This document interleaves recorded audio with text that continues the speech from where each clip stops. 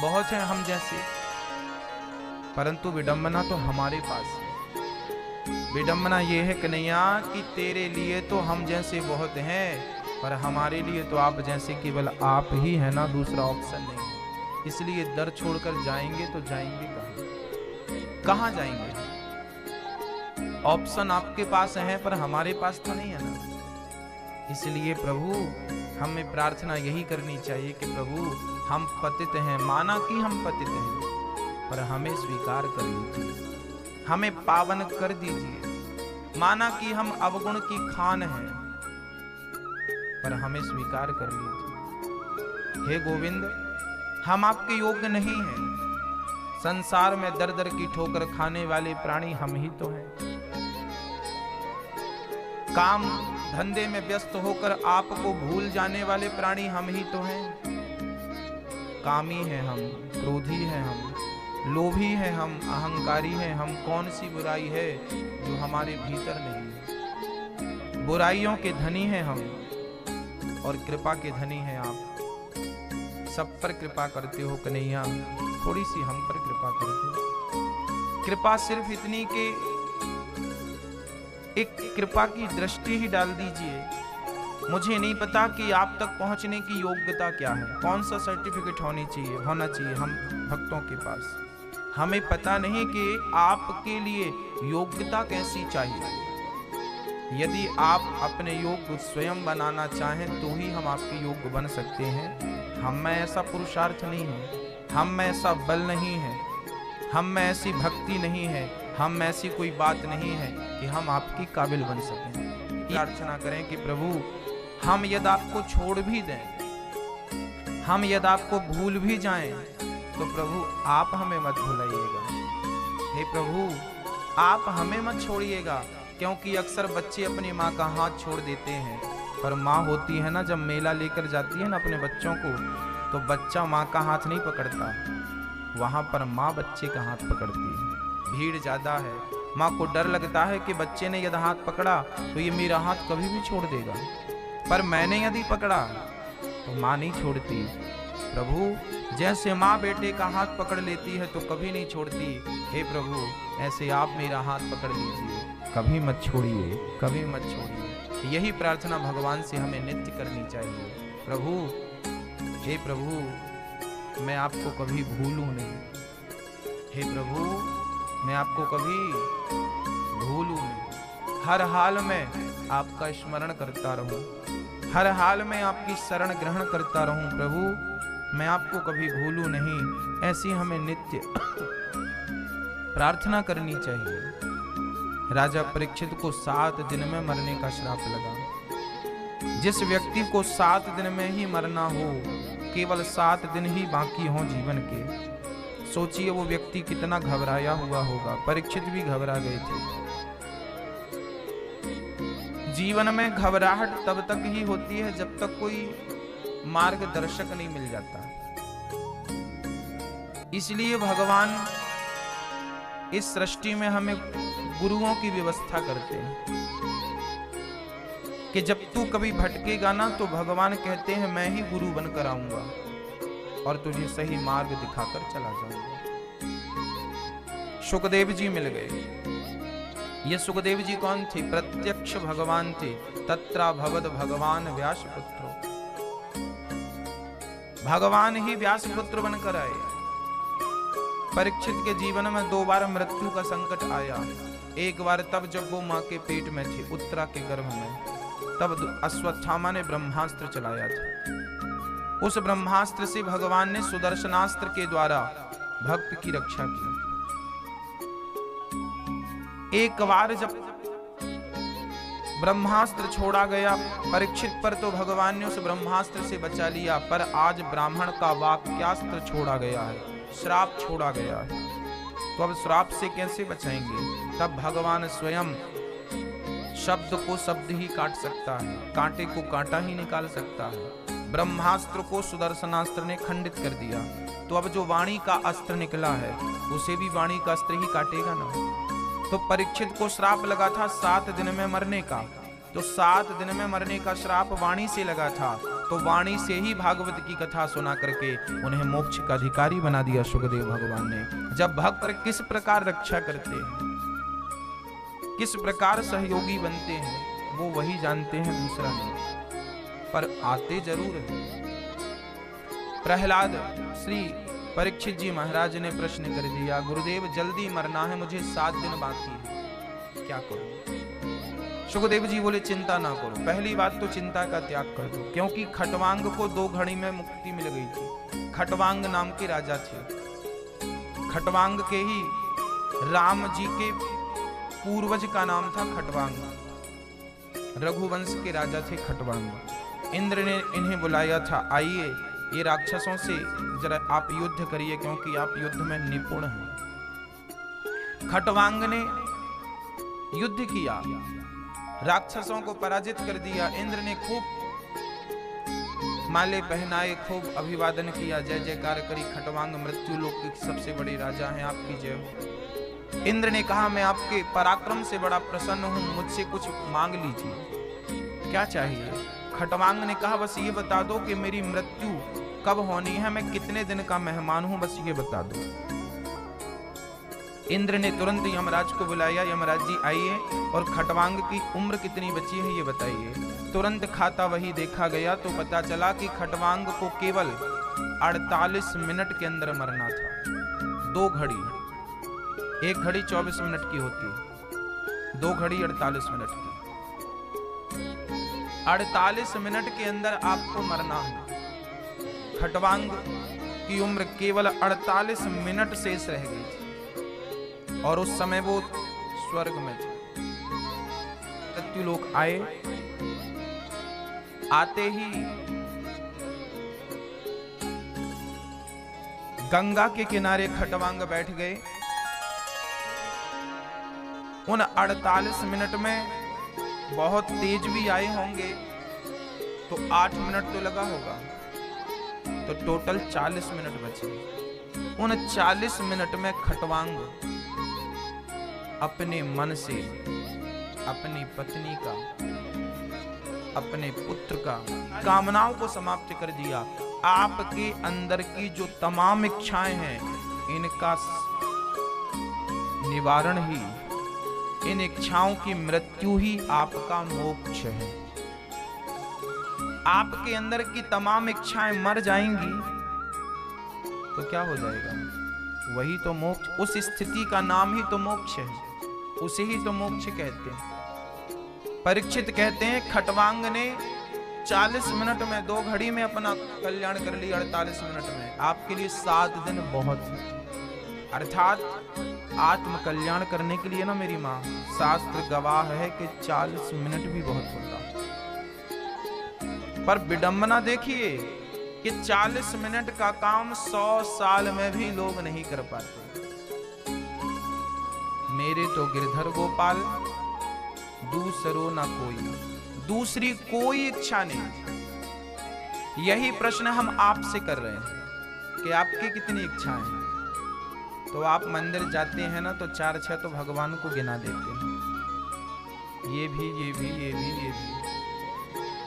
ये इच्छाएं ही आपके जन्म, आपकी मृत्यु का कारण है। श्री आद्य शंकराचार्य जी ने कहा है, पुनरपि जननम पुनरपि मरणम, पुनरपि जननी जठरी। एक छोटा सा एग्जाम्पल देखिए, प्रत्यक्ष आपको समझ में आएगा जन्म और मृत्यु का चक्र क्या है। देखिए, ये देखिए, बहुत ध्यान से देखिएगा, शायद आपको कुछ समझ में आए।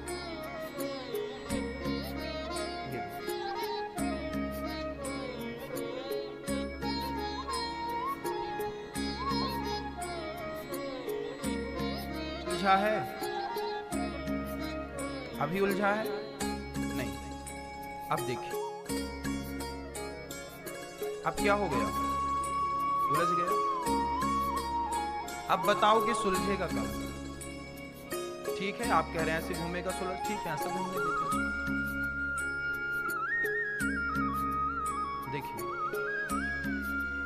घूम गया पूरा, सुलझा।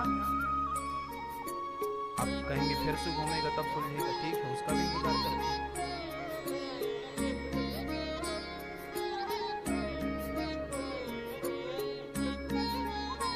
ठीक है, अब सुलझा। जब इस चक्र को सही टाइम पर रोका जाएगा ऐसे, ये सुलझ जाएगा। जैसे ये देखिए गोल सर्कल है, ऐसे ही पृथ्वी गोल है और हम इस पृथ्वी में ऐसे ही उलझ रहे हैं जैसे ये लड़ियां उलझ रही हैं। बार बार जन्म, बार बार मृत्यु का चक्र ही हमने इसे रोक लिया। ऐसे ही जब आप अपने मन को कामनाओं में उलझने से रोक लेते हैं, जब आप अपने मन को शांत करते हैं, जब हमने इसे पकड़ लिया, शांत कर दिया, सुलझ गया। हम ऑलरेडी सुलझे थे, जबरदस्ती उलझते हैं। अपने मन की तमाम इच्छाओं को मिटा देंगे, जिस दिन मिटा देंगे उसी दिन आप सुलझ जाएंगे। उसी दिन आप जन्म और मृत्यु के चक्र से बच करके गोविंद की शरण में पहुंच जाएंगे। नहीं तो ये चक्र चलता रहेगा। करोड़ों बार इस चक्र में हम उलझ करके अपने जन्म और मृत्यु को बर्बाद कर चुके हैं। पुनरपि जननम पुनरपि मरणम, जन्म मृत्यु। ये जो मानव का तन है ना मेरी माँ, ये मोक्ष का साधन है। साधन धाम मोक्ष कर द्वारा। ये मानव का जो तन है ना, 84 लाख योनियां हैं। चींटी, कुत्ता, बिल्ली, हाथी, मकड़ी, क्या क्या नहीं है। ये सारी योनियां ईश्वर की प्राप्ति का साधन नहीं है। हाँ या ना? चींटी के शरीर से ईश्वर को नहीं पाया जा सकता, कुत्ते के शरीर से ईश्वर को नहीं पाया जा सकता, गधे के शरीर से ईश्वर को नहीं पाया जा सकता, इन बंदरों के शरीर से ईश्वर को नहीं पाया जा सकता, शेर भालू के शरीर से ईश्वर को नहीं पाया जा सकता। ईश्वर को पाया जा सकता है तो केवल मानव के देह से। और रहो भोग भोगते रहो, भोग भोगते रहो। ये शरीर भोगों की पूर्ति के लिए नहीं मिला। 3 काम सब करते हैं। पहला काम पेट भर खाना। खाना सब खाते हैं, पेट भर बंदर भी खाता है, आप भी खाते हैं। वो भी खाना जानते हैं, आप भी जानते हैं। चींटी भी तो जानती है ना खाना। आप भी खाते हैं, वो भी खाते हैं। आप भी सोते हैं, कुत्ता भी सो लेता है, गधा भी सो लेता है, बकरी और भैंस भी तो सोती है। आप सोते हैं, वो सोते हैं। आप खाते हैं। भगवान से प्रेम करना केवल इंसान आप ही जानते हैं, ये पशु पक्षी नहीं जानते। और इस शरीर को पाकर यदि गोविंद के चरणों में प्रीति नहीं हुई, प्रेम नहीं हुआ, तो मुझे लगता है कि मानव का ये तन प्राप्त करना व्यर्थ चला। इसका कोई अर्थ नहीं।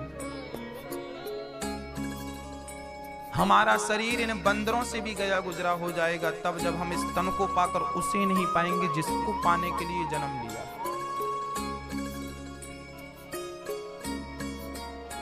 हाँ, इसलिए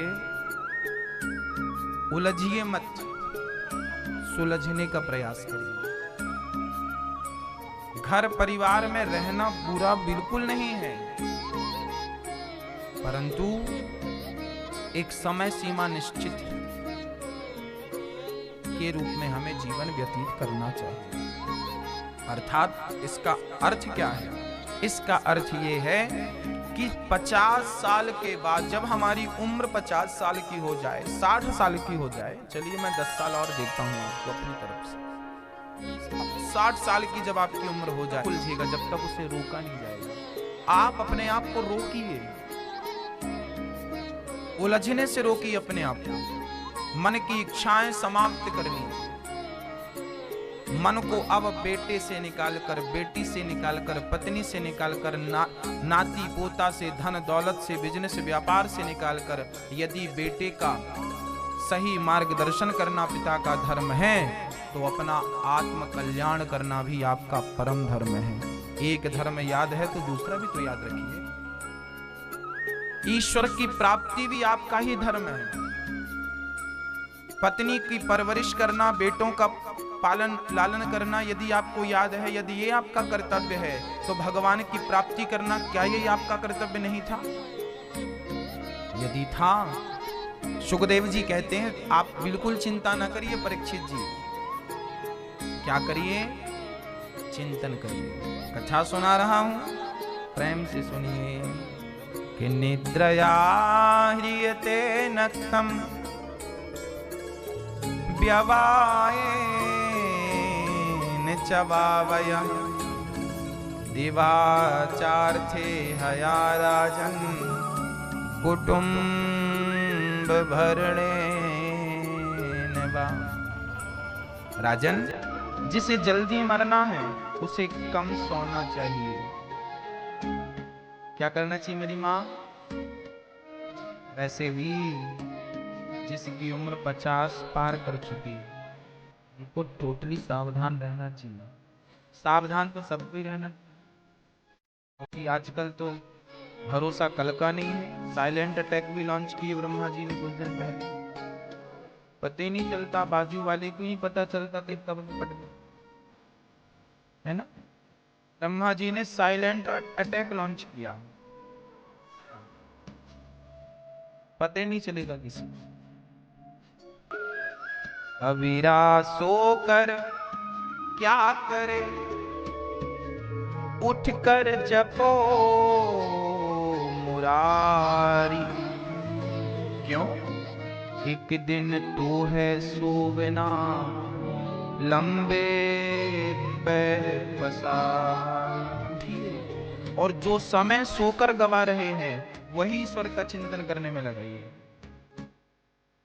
वही समय, स्वस्थ शरीर को 5 घंटे की नींद बहुत होती है।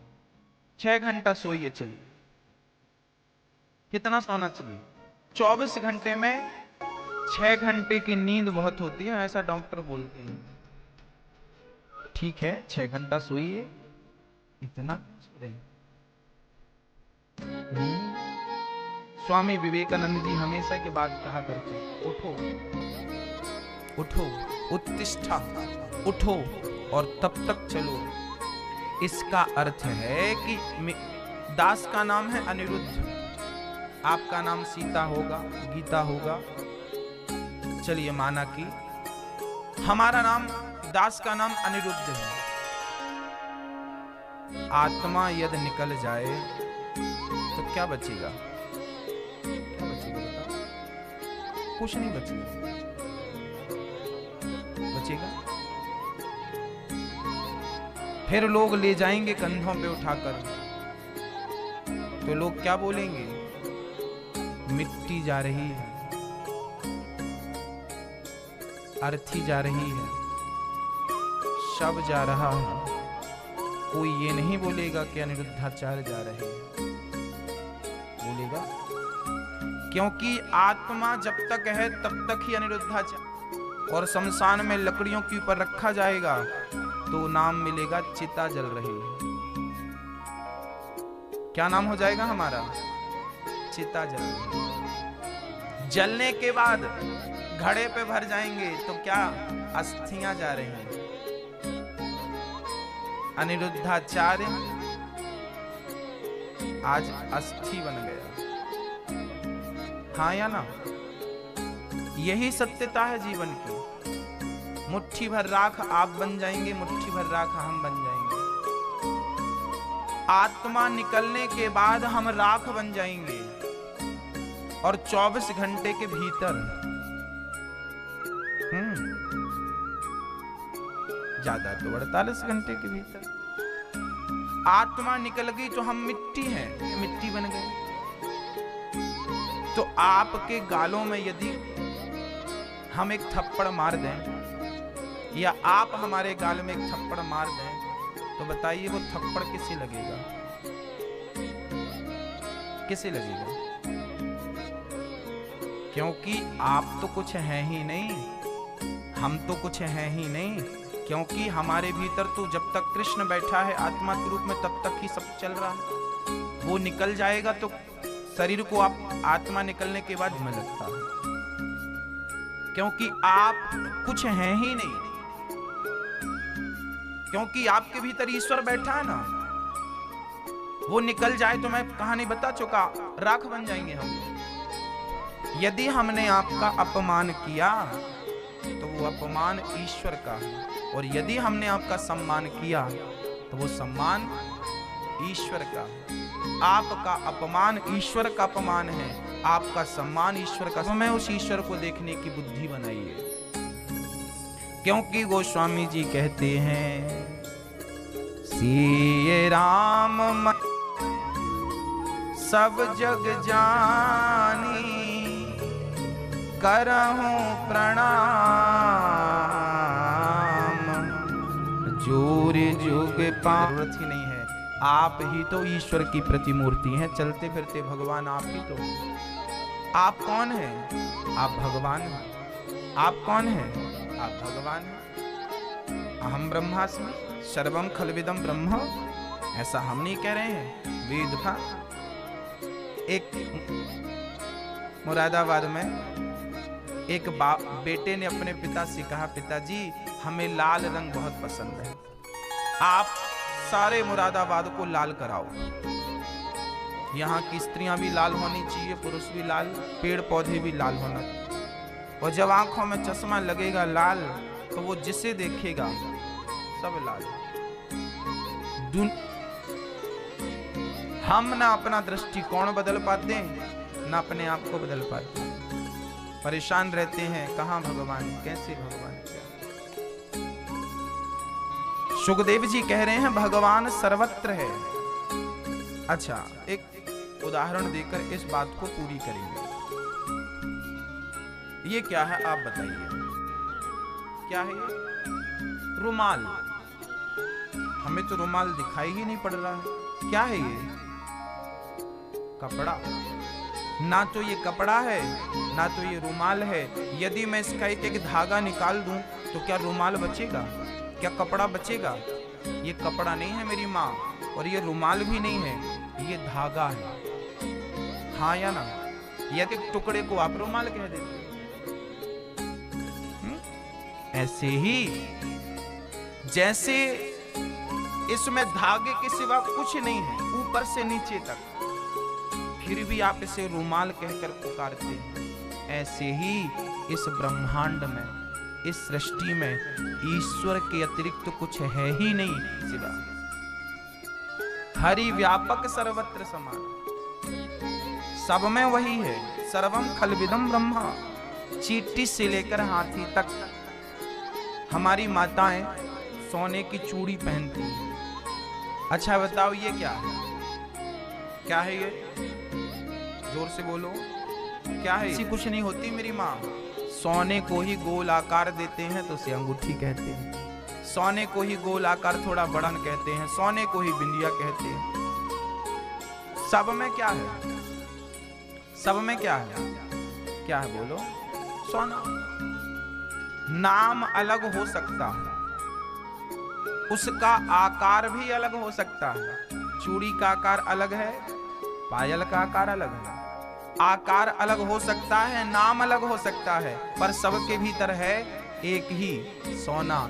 ऐसे चींटी छोटी हो सकती है, हाथी बड़ा हो सकता है, आकार में छोटा बड़ा कोई भी हो सकता है, नाम और रूप भी अलग हो सकता है, पर तत्व तो सबके भीतर वही ईश्वर बैठा है। जैसे हर आभूषण के भीतर गोल्ड बैठा है, ऐसे ही हर जीव के अंदर ईश्वर समाया हुआ।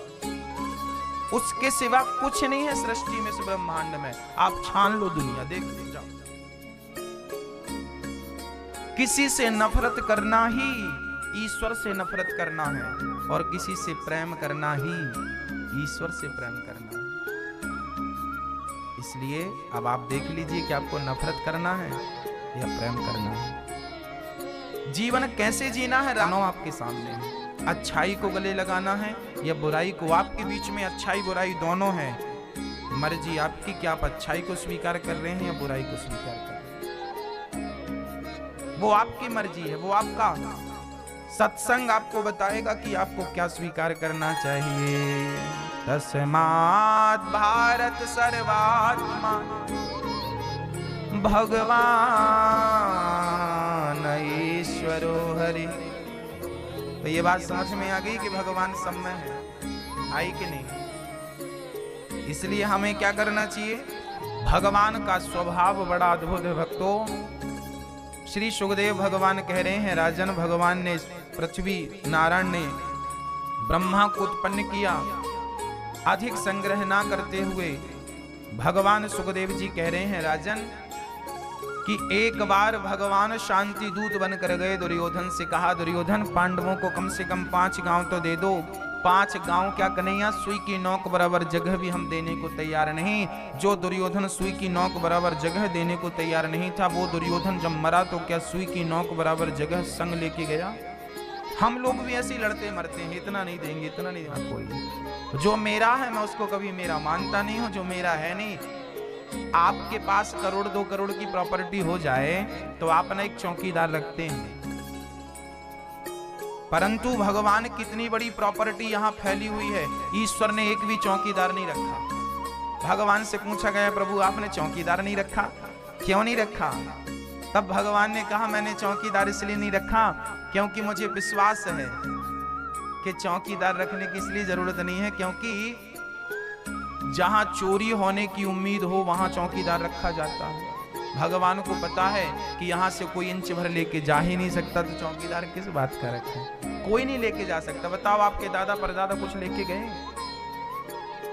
कुछ नहीं लेके गए। जब वो लेकर नहीं गए तो आप लेकर जाएंगे क्या? विदुरानी के घर भगवान दुर्योधन के 56 भोग त्याग कर गए, विदुरानी के छिलके खाते हैं। जब भगवान श्री कृष्ण सारी लीला समाप्त करके धराधाम को छोड़कर चले गए, तब विदुर जी महाराज को भगवान ने जाते वक्त याद किया। विदुर जी महाराज रोने लगे भगवान को देखने के लिए। आखिरी ज्ञान क्या दिया भगवान ने? चल पड़े मैत्री जी के पास। हरिद्वार आए विदुर जी, और हरिद्वार में एक संत रहा करती थी श्री मैत्री जी। उनके सामने बैठकर विदुर जी ने हाथ जोड़कर कहा, प्रभु सुखाय कर्माणि करोति लोको न सुखई। हे प्रभु, सारी दुनिया सुख के लिए कर्म करती है, बदले में दुख क्यों मिलता है? सुखाय कर्माणि करोति लोको न तई सुखम वान्य दुपार बम्बा। तब मैत्री जी ने कहा कि देखिए, सारी दुनिया सुख की कामना तो करती है, पर उसे दुख इसलिए मिलता है क्योंकि संसार में सुख है ही नहीं। जबरदस्ती आप लोग सुख की कामना करते हैं। हमें सुख नहीं चाहिए भगवान से। प्रभु, हमें सुख नहीं चाहिए, हमें आपसे सुख नहीं चाहिए, हमें आपसे आपका दर्शन चाहिए, हमें आपसे आपकी कृपा चाहिए, हमें आपसे आपकी भक्ति चाहिए, हमें आपसे आपका के रहती है। और जो चीज भाग्य में नहीं होती वो नहीं मिलती। तो धन दौलत तो भाग्य की चीजें हैं, भाग्य में है तो मिलके रहेगा, लेकिन ईश्वर भाग्य से नहीं मिलता, कर्म से मिलता है। उसके लिए भक्ति करनी पड़ती है। कई बार हमें रास्ते में दौलत मिल जाती है, रास्ते में पड़ी हुई नोटों से भरा बैग मिल जाना। कई बार लोगों को ना जमीन से सोना मिल जाता है। तो धन तो अनायास ही कहीं आपको मिल सकता है। धन को पाने के लिए ईश्वर की कृपा जरूरी नहीं है। हम लोग उल्टा सोचते हैं। हम लोगों को लगता है बहुत धन आ रहा है, इसका मतलब ईश्वर की बड़ी कृपा है। ये कृपा नहीं है। ये क्या है ये भी समझ लीजिए। मम्मी दिया, ऐसे ही जब भगवान अपने भक्त को गोद से उतारता है ना, तो उसे मान, प्रतिष्ठा, पद, सोना चांदी हीरा मोती का लॉलीपॉप पकड़ा देता है। आपको लगता है बड़ा धन आ रहा है, बड़ा अच्छा काम चल रहा है। काम यदि धन दौलत के लॉलीपॉप में आ गए तो गोविंद छोड़कर चला जाएगा, और इस लॉलीपॉप को यदि लात मार दिया आपने तो भगवान आपको गोद में लेकर के चलेगा। भक्तों, वो कभी उतारे। हम लोग धन दौलत के लॉलीपॉप में ईश्वर को भुला देते हैं। मिल तो गया, धन जो चाहिए सब मिल गया।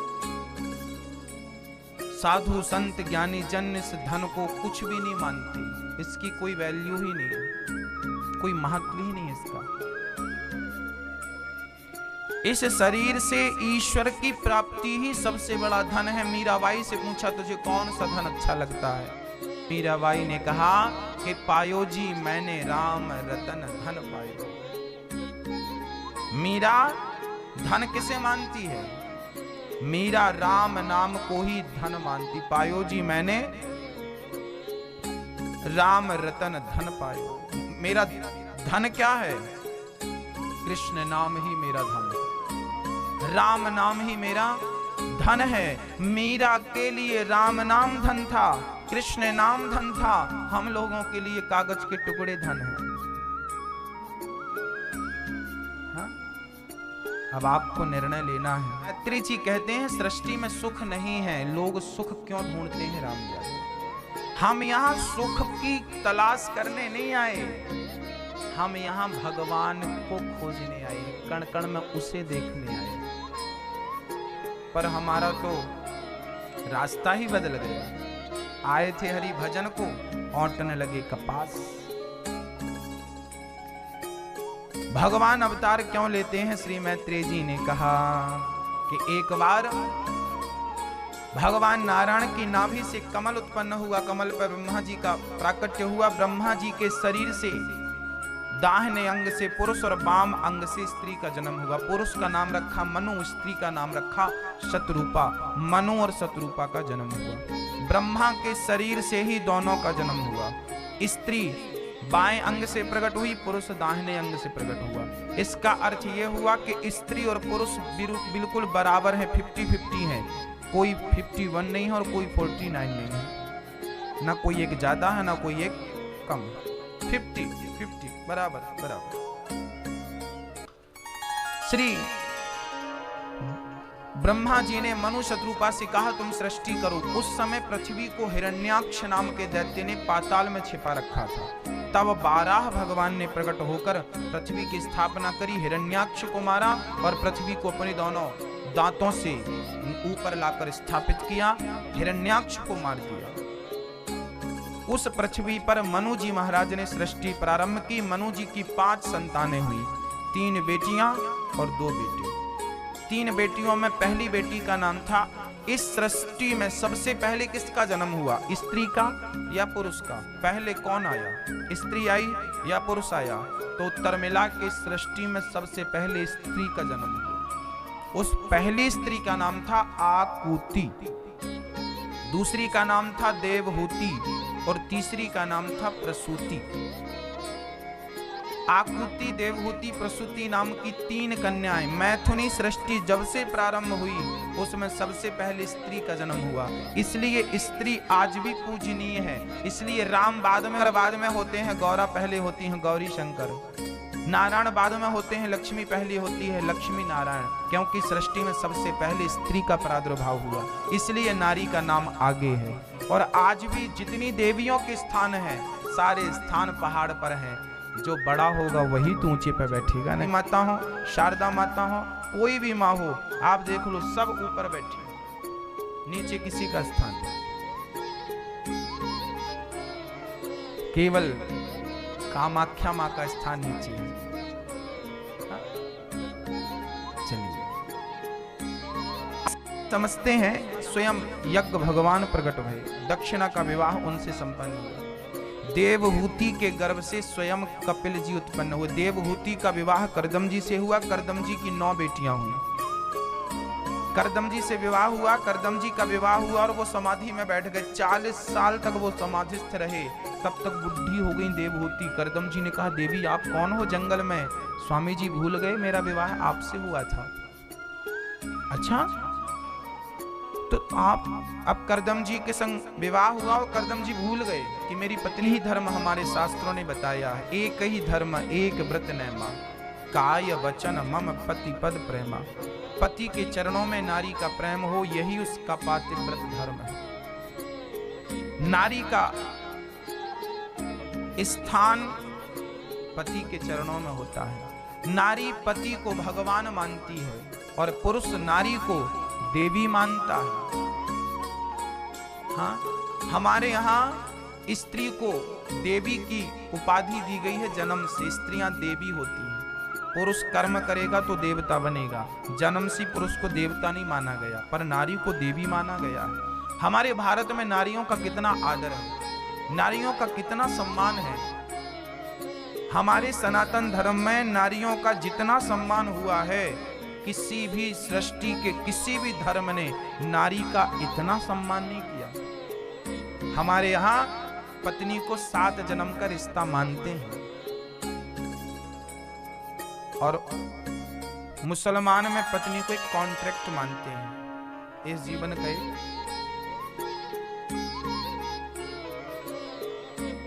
ईसाई लोग नारी को भोग का सामान मानते हैं, भोग की सामग्री मानते हैं, बच्चे पैदा करने की मशीन मानते हैं।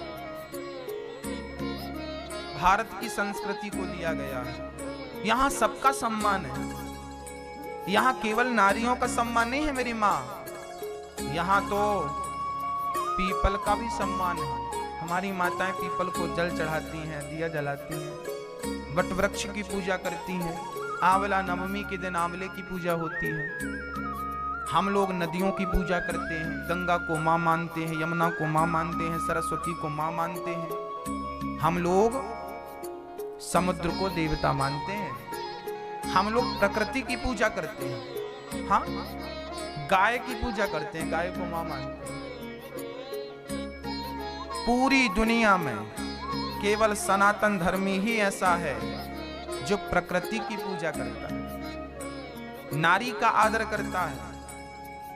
रामचरितमानस में एक चौपाई लिखी है जिसका नारियां बड़ा विरोध करती हैं। ढोल गवार शूद्र पशु नारी सकल ताड़ना के अधिकारी। कई बार आपका पति ना ये चौपाई कह के आपको ताने मारता होगा, ढोल गवार शूद्र पशु नारी सकल ताड़ना की अधिकारी, तुम ताड़ना की अधिकारी। कई बार ये चौपाई कह करके नारियों को परेशान किया जाता है, उनका अपमान किया जाता है। तो क्या गोस्वामी जी नारियों का अनादर करते थे? ना मैया जी, चौपाई के अर्थ को आपको समझना पड़ेगा। एक ही शब्द के 2 अर्थ होते हैं कई बार। उदाहरण से इंग्लिश की मैं एक बात करता हूं। सन मतलब सूर्य भी होता है, सन मतलब पुत्र भी होता है। स्पेलिंग अलग हो सकती है पर उच्चारण सेम है। हाँ या ना? उच्चारण सेम है, स्पेलिंग अलग हो सकती है। सन मतलब पुत्र भी, सन मतलब सूर्य भी। अब ये सिचुएशन पर निश्चित करता है कि आप उस समय किसको याद कर रहे हैं, किसका नाम लेना चाह रहे हैं, है ना? वो तो एक स्थिति बताएगी कि आप उस समय क्या कहना चाहते थे। ढोल गवार शूद्र पशु नारी सकल ताड़ना। बोलो ताड़ना, सब लोग बोलेंगे ताड़ना। ताड़ना शब्द का अर्थ क्या है? ताड़ना मतलब मारना नहीं है। ताड़ना मतलब होता है देखना। आप मध्य प्रदेश जाइए, जो रामचरितमानस है ना मेरी माँ, रामचरितमानस किस भाषा में लिखी गई है? अवधी। परंतु रामचरितमानस में 206 भाषाओं का प्रयोग है। केवल अवधी नहीं, गोस्वामी तुलसीदास जी भारत में जितनी भाषाएं बोली जाती हैं, हमारे भारत में कितनी भाषाएं बोली जाती हैं? हिंदी अलग, तेलुगु अलग, मलयालम अलग, मराठी अलग, कन्नड़ अलग, बंगाली। हमारे भारत में कहावत है कि आप 15 किलोमीटर आगे जाएंगे तो आपको वहां की भाषा अलग मिलेगी। 15 किलोमीटर आगे जाएंगे तो वहां की भाषा अलग मिलेगी। मैं घूमता हूं पूरी दुनिया में, मुझे पता है कि कहां की भाषा कैसी है। मध्य प्रदेश में आपने शहरों के नाम सुने होंगे, सागर, शहडोल, सीधी, ग्वालियर। वहां पर क्या कहते हैं? वहां पर कहते हैं, अब मुझे आपके यहाँ की नहीं पता, पर वहां ये कहते हैं कि फलाने ने हमें ताड़ लिया। ताड़ लिया मतलब देख लिया। फलाने ने हमें क्या कर लिया? ताड़ लिया। गोस्वामी जी ने पूरे भारत देश का भ्रमण किया था। इसके बाद रामचरितमानस लिखी बुढ़ापे में। उन्हें सारी भाषाओं का नॉलेज था। तो ढोल गंवार शूद्र पशु नारी सकल ताड़ना। मैया जी देखो, मैया जी सूरी उठा उनको। सोना नहीं है मेरी माँ।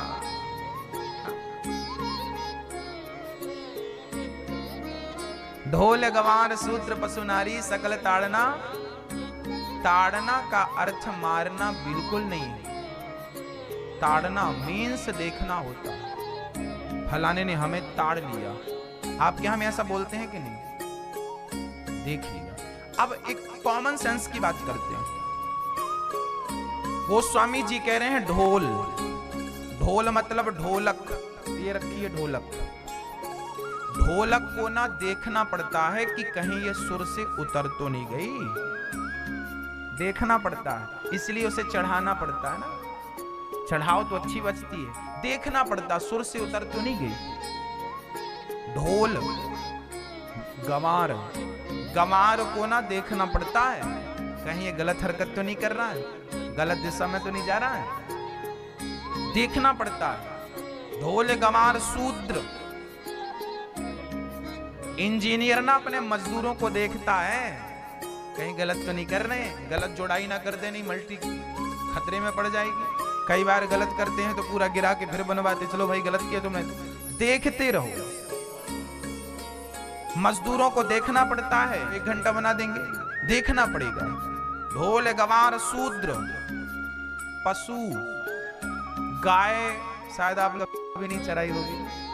गाय चराने वाला ना गाय को देखता रहता है, कहीं गाय फसल में तो नहीं चली गई, किसी के खेत में तो नहीं चली गई, नुकसान तो नहीं कर रही। उसे देखते रहो। चरने दो पर देखते रहो। उसका अर्थ ये नहीं है कि गाय को मारती रहो मारती रहो मारती रहो, ऐसा क्या नहीं। ढोल गंवार शूद्र पशु और नारी। नारी को भी देखते रहना चाहिए। हाँ, कैसे देखते रहें? बोले जब नारी दाल बनाकर लाए, सब्जी बनाकर लाए, तो एक बार अपनी पत्नी को देख के कह देना चाहिए कि आज भोजन बढ़िया बनाया है तूने। उसको अच्छा लगेगा। उसको देखते रहो। उसकी हर खुशी को देखते रहो। उसको देखते रहो। वो सज सवर के आती है ना, तो चाहती है कि मेरा पति मुझे देखे और मेरी थोड़ी सी तारीफ करे। हर नारी चाहती है कि मेरी पत्नी, मेरा पति मुझे। जब नारी रोज श्रृंगार करती है ना, तो वो अपने पति की तरफ देखती है कि आज मेरे पति क्या कह रहे हैं मेरे बारे में। कपड़ा अच्छा है ना हमारा, क्या लग रही हो तुम, ऐसा बोलना चाहिए पति को। खुश हो जाएगी बेचारी। उसकी खुशी के लिए बोलिए। भले अच्छी नहीं बनाई दाल, पर बोल दो ना भाई, हाँ अच्छी बनी, बोल दो, खुश हो जाएगी बेचारी। देखो माताएं कितनी खुश हो रही है। हाँ, इतना बोल रही मैं खुश हो रही है। तो उनकी खुशी यही है। गोस्वामी जी कह रहे हैं नारियों को देखते रहो। अच्छा, हमारे भारत में नारियों के बारे में एक बात और कही है कि नारी जो है जन्म लेती है तो पिता के अधीन होती है, शादी के बाद पति के अधीन हो जाती है, और बुढ़ापे में पुत्र के अधीन होती है। नारी स्वतंत्र नहीं होती। नारी किसी की निगरानी में। नारी को कौन देखता है? बोले पिता अपनी बेटी को देखता रहता है, दृष्टि रखता है ना। मेरी बेटी को मैं देखता इसलिए हूं ताकि मेरी बेटी पर कोई गंदी निगाह ना रखे। तो देखते रहो अपनी बेटी को, अपनी पत्नी को भी देखते रहो। नहीं देखोगे तो स्नान करने चले गए थे गौतम मुनि, उनकी पत्नी पर कुदृष्टि डाल दी थी इंद्र ने, अहिल्या पर।